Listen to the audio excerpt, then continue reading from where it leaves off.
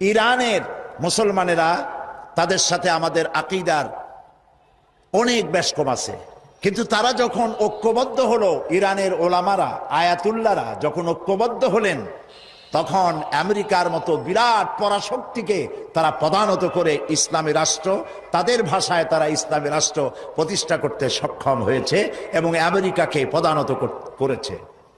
এখানে আয়াতুল্লাহ খমিনীর একটি কথা আমার মনে পড়ে, কি সাহস তার! ইমান আকীদা যাই থাকুক, আকীদার প্রশ্নে আমরা আপোষ করব না, কিন্তু এই কথাটা তো বলতেই পারি। যখন আমেরিকা তাকে বলেছিল যে আমার দূতাবাস থেকে যে 56 জনকে গ্রেফতার করা হয়েছে আমেরিকান, এদেরকে ছেড়ে দাও, তা না হলে তোমার খাদ্য রসদ আমেরিকা থেকে যত সাহায্য যায় সব বন্ধ করে দেওয়া হবে। আয়াতুল্লাহ খমেনি জবাব দিয়েছিলেন আমেরিকান প্রেসিডেন্টকে, তুমি কারে খাবারের ভয় দেখাও? যেই জাতির বছরে 1 মাস না খাইয়া থাকা ফরজ, সেই জাতি তোমার খাবারের অপেক্ষা করবে? তোমার মতো কাফেরদের খাবারের কোনো পরোয়া আমরা করি না। মুসলমানেরা যখন ঐক্যবদ্ধ হয়েছিলেন, আল্লাহ তাদেরকে বিজয় দান করেছিলেন সেখানে।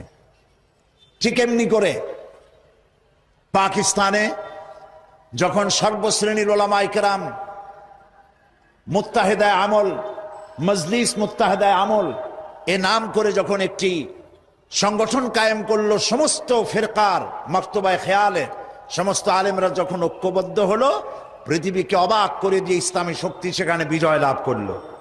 ঠিক অনুরূপভাবে বাংলাদেশ বিগত সরকার এইখানে অত্যাচার করেছে আলেমদের উপরে, এবং সবচাইতে বেশি দুশ্মনী করেছে তারা আলেমদের সাথে।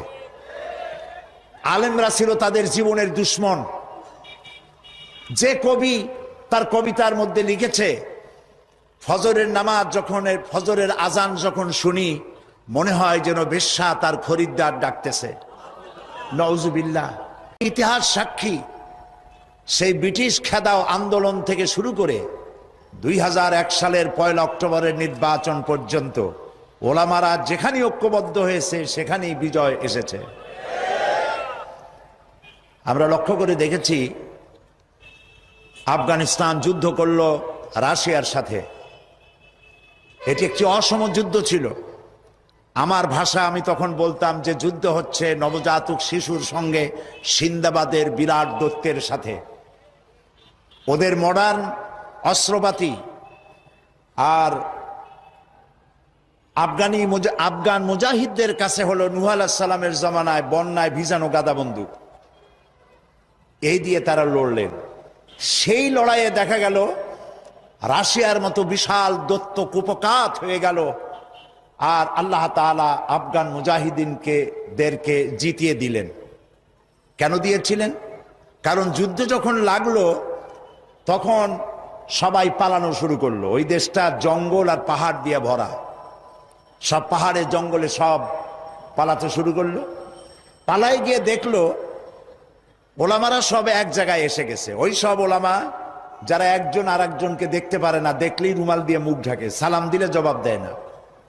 ফতোয়া দিয়েছিল সে কাফের 5 কারণে, উনি কাফের 3 কারণে, আর উনি কাফের 17 কারণে।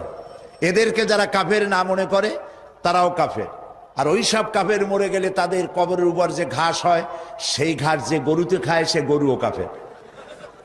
এই রকমের ফতোয়াবাজি যারা করছিল, তারা পাহাড়ে জঙ্গলে সব একজনের সঙ্গে আর একজনের দেখা হয়ে গেল, সালাম করলো, কোলাকুলি করলো। ব্যাপারটা ছিল এরকম, একজন বলছিল যে আমার ছেলেরা গেল মামু বাড়ি, মেয়েরা গেল নানা বাড়ি, বউ গেল তার বাপের বাড়ি, আমি গেলাম আমার শ্বশুর বাড়ি, যাই দেখি আমরা সব এক জায়গায়। এখন জঙ্গলের ভিতরে গিয়ে আলেম ওলামা, সুন্নি বেদাতি, এইটা সেইটা সব এক জায়গায় হয়ে গেছে, কোলাকুলি শুরু হয়েছে। বলল যদি এই কোলাকুলি আগে করতাম তাহলে তো রাশিয়ার ভূত আমাদের ঘাড়ে চড়তে পারত না। সুতরাং 9 বছর যুদ্ধ চললো। এই 9 বছরের অসম যুদ্ধে ওলামাদের ঐক্যের কারণেই আল্লাহ পাক আফগানের মুসলমানদেরকে ইসলামী রাষ্ট্র প্রতিষ্ঠার সুযোগ করে দিয়েছিলেন। আবার যে পতন ঘটলো, তাও মুজাহিদ আলেমদের মধ্যে যখন তাফরিকার সৃষ্টি হলো, ইখতিলাফ তৈরি হলো, একে অপরকে সন্দেহ করলো, দেখতে পারলো না, ভালো লাগলো না, সালাম কালাম করলো না, আবার কপাল পুড়লো, আবার বুশ এসে এদের হুশ নষ্ট করে দিল। আফগান আবার চলে গেল আরেকজনের দখলে। ঠিক এমনি করে পরকালকে যারা অস্বীকার করো, কিয়ামতে উঠতে হবে, এটাকে কিভাবে অস্বীকার করো? চিন্তা করে দেখো, তুমি নিষ্প্রাণ মাটি ছিলে, সেই মাটি দিয়েই আমি তোমাকে তৈরি করেছি। আবার আল্লাহ পাক মানুষকে আরো বুঝান, কিয়ামত আছে, পরকাল হবে, আল্লাহর দরবারে উঠতে হবে। আলাম ইয়াকুনু ফাতাম মিন মানিজ্জিয়ুমনা, তুমি কি মাতৃগর্ভে নিক্ষিপ্ত এক ফোঁটা পানি ছিলে না? সুম্মা কানা আলাকাতান ফাখালাকা ফাসাওয়া, এরপরে তোমাকে মাংসপিণ্ডে, জমাট রক্তে মাংসপিণ্ডে পরিণত করা হলো, এরপরে তোমাকে সুন্দর করে তোমাকে সুগঠিত করা হলো। ফাজআলা মিনহু যাওজাইনি যাকারা ওয়াল উনসা, এরপরে মাতৃগর্ভের ভিতরে আমি এটাকে পুরুষ বানালাম, কন্যা সন্তান অথবা পুত্র সন্তানে পরিণত করলাম।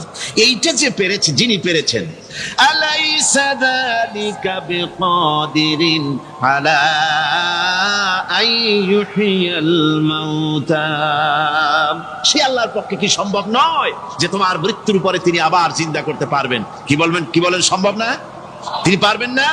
নিশ্চয়ই তিনি আবার কিয়ামতের মাঠে আমাদেরকে হাজির করতে পারবেন, এতে কোনো সন্দেহ নাই। আল্লাহ পাক সেই জন্য এখানে বলতেছেন যে ওরা বাল কাযযাবু বিসসাম, ওরা আসলেই পরকালকে অস্বীকার করেছে। আপনি যে নবী, এতে কোনো সন্দেহ নাই। আপনি খানা খান, আপনি বাজারে যান, এটাই মূল আপত্তির বিষয় না। মূল কথা হলো তারা পরকালকে অস্বীকার করেছে। আল্লাহ পাক বলেন, ওয়া আন্নাস সাআতা আতিয়াতুন লা রাইবা ফিহা, অবশ্যই সে সময় আসবে, সে কিয়ামত আসবেই, এতে কোনো সন্দেহ নাই। ওয়া আন্নাল্লাহা ইয়াবআসু মান ফিল কুবুর, আর আল্লাহ পাক তিনি কবরের মধ্যে অন্তর্হিত যা কিছু আছে সবাইকে কিয়ামতের দিন আল্লাহ পাক ময়দানে উঠাবেন। কিয়ামতে আল্লাহর দরবারে সকলকে হাজির হতে হবে। আমার বন্ধুগণ, আল্লাহ পাক বলেন, وَلَقَدْ خَلَقْنَا الْإِنسَانَ مِنْ سُلَالَةٍ مِنْ طِينٍ, লক্ষ্য করো, তুমি ছিলে মাটির নির্যাস থেকে তোমাকে তৈরি করা হয়েছে। শুধু মাটির নির্যাস থেকে তোমাকে কোনো মডেল ছাড়া, কোনো ধরনের আদর্শ ছাড়া, কোনো ধরনের নমুনা ছাড়া তোমাকে সৃষ্টি করা হলো। সুম্মা জাআলনাহু নুতফাতান ফি কারারিম মাকিন, এরপরে মাতৃগর্ভের একটা অত্যন্ত সুরক্ষিত জায়গায় তোমাকে সংরক্ষণ করা হয়েছিল। সুম্মা খালাকনান নুতফাতা আলাকাতান ফাখালাকনাল আলাকাতা মুদগা, রক্তপিণ্ডকে, নাপাক পানিকে জমাট রক্ত করেছি, জমাট রক্তকে আমি আবার গোশত পিণ্ডে পরিণত করেছি। ফাকাসাউনাল ইযামা লাহমা, এরপরে সুন্দর করে চামড়া দিয়ে, গোশত দিয়ে একটা আকৃতি তোমাকে দান করেছি। সুম্মা আনশানাহু খালকান আখারা ফাতাবারাকাল্লাহু আহসানুল খালিকিন, এরপরে সুন্দর একটা বিশেষ একটা আকৃতি দিয়ে তোমাকে আমি সুন্দর করে সুগঠিত করে তোমাকে তৈরি করেছি। সুম্মা ইন্নাকুম বা'দা যালিকা লামাইতুন, এরপরে আমি আল্লাহ রাব্বুল আলামিন তোমাকে মৃত্যু দেব, অবশ্যই তোমাকে মৃত্যুবরণ করতে হবে।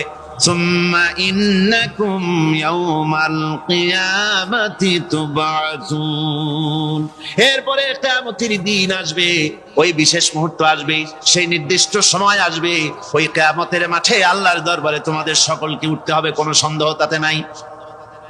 আল্লাহ পাক বলছেন, وَأَعْتَدْنَا لِمَنْ كَذَّبَ بِالسَّاعَةِ سَعِيرًا, আমার এই পরকালকে, এই আখিরাতকে, কিয়ামতের দিনকে যারা অস্বীকার করবে, যারা মিথ্যা মনে করবে, আমি তাদেরকে জ্বলন্ত আগুনের শাস্তি তাদের জন্য রেখেছি। জোরে বলেন নাউজুবিল্লাহ। সেই কিয়ামত যে দিনটা আল্লাহ পাক মানুষের জন্য রেখেছেন, সেই কিয়ামতের অবস্থা বড়ই মারাত্মক। মানুষেরা তা জানে না।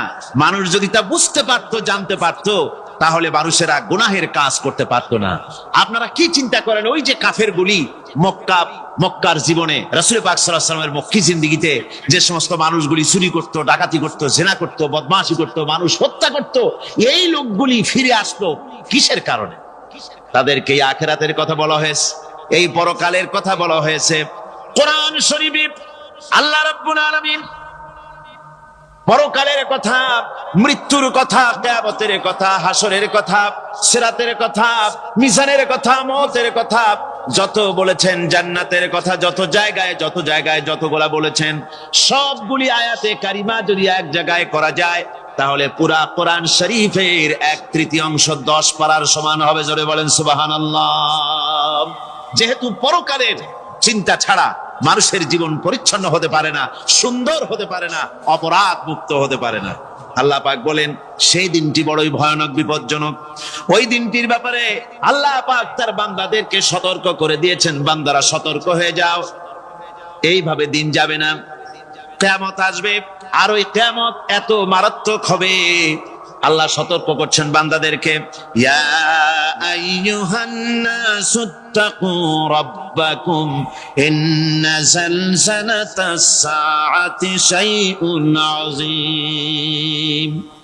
হে মানব সকল, আত্মরক্ষা করো খোদার গজব থেকে, আল্লাহর গজব থেকে আত্মরক্ষা করো।